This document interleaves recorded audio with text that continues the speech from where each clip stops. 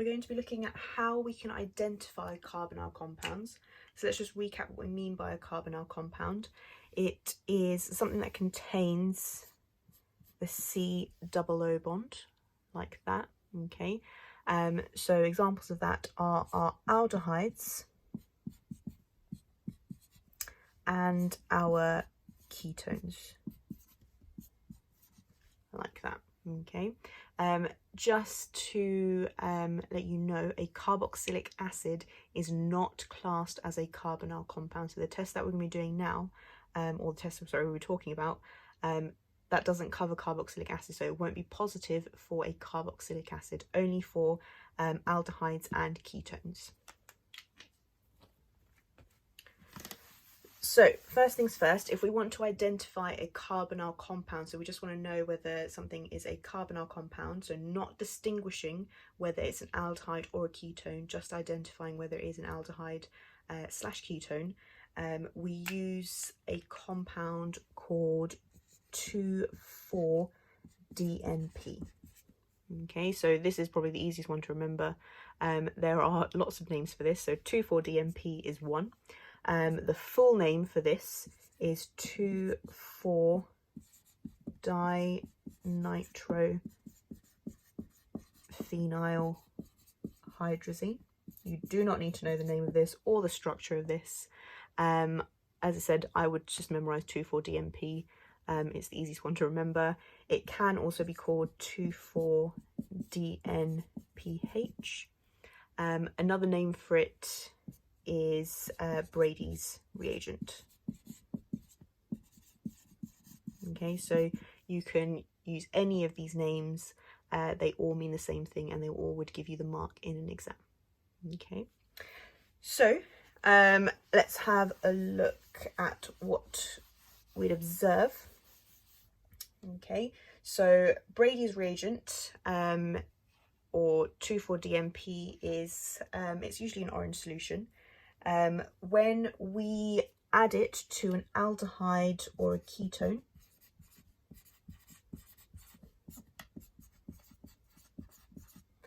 the positive result for this is a orange precipitate. So you should see a precipitate form, and it should be orange in color. You can call it orange yellow precipitate. The way that I go for it is just an orange precipitate.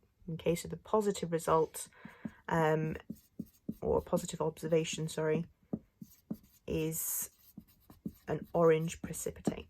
Okay, if you don't have an orange precipitate form when you add 2,4-DNP, that means that you do not have an aldehyde or a ketone present. Okay, so now that we've identified that we've got an aldehyde or a ketone, let's now have a look at what tests you can do to distinguish whether you have an aldehyde or a ketone. Okay, so there are two things you could do. One is building on this test that we've just done. Okay, so using 2,4-DNP, we've identified that we have an aldehyde or a ketone. We can use the orange precipitate that forms here and carry out further tests on it to try and figure out whether we've got the aldehyde or the ketone. Okay, so given that you've got an orange precipitate, the first thing, you need to know these steps, the first thing that you should do is filter the orange precipitate, because it's going to be in a solution. You just want to be focusing on the orange precipitate, because it's that orange precipitate that is basically the complex between your carbonyl compound and the 2,4-DNP. Okay, so you filter the orange precipitate. You then want to recrystallize that,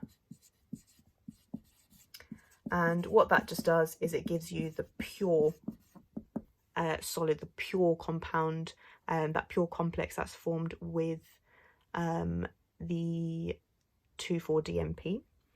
What you then do, given that you've got a solid, you've got a crystal, you find out the melting point. So you determine the melting point,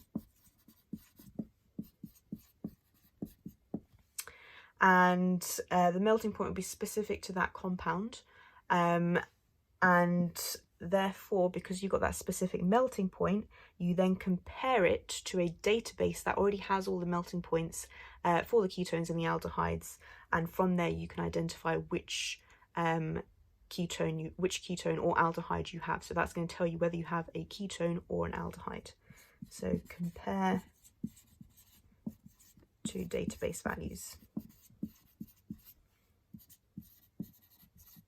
Okay, so 4 steps there. You need to know them in order, and this is going to tell you whether you have a ketone or aldehyde. Okay, so that's one thing you can do. So you can work with the orange precipitate from the 2,4-DMP test. The other one that you can do, so the test is called, there's quite a few names for this, so it's called the silver mirror test.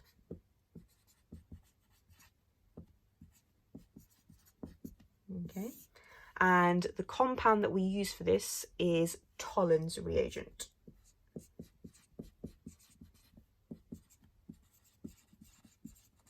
And Tollens reagent is basically a mixture of silver nitrate and ammonia. And what this does is it's going to react with our compound. So as I said, it's going to distinguish between an aldehyde and a ketone. The silver mirror test will only give a positive result for an aldehyde, not for a ketone. Okay, so let's have a look why it reacts with the aldehyde and not the ketone. So the Tollens reagent contains silver ions.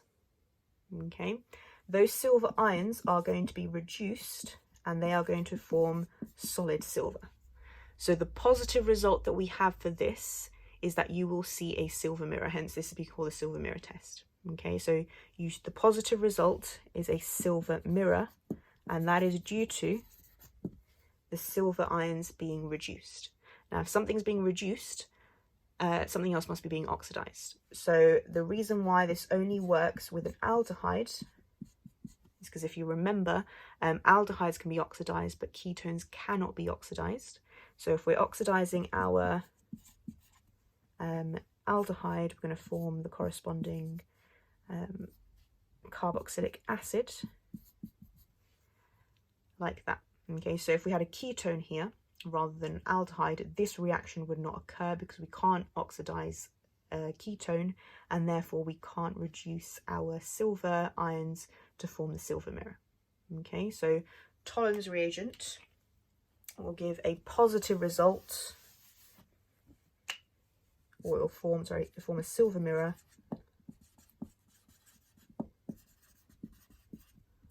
with aldehydes, and no reaction, so therefore no observable change with ketones. Okay, so there are the 2 tests that we can do to try and distinguish between an aldehyde and a ketone. You can use the orange precipitate from the 2,4-DMP test. You filter it, you recrystallize it, you then find out the melting point, and then you compare it to database values, which tell you whether you have the ketone or the aldehyde. Or you can carry out the silver mirror test using Tollens reagent. With an aldehyde, you'll see a positive result of a silver mirror. With a ketone, you shouldn't have any observable change.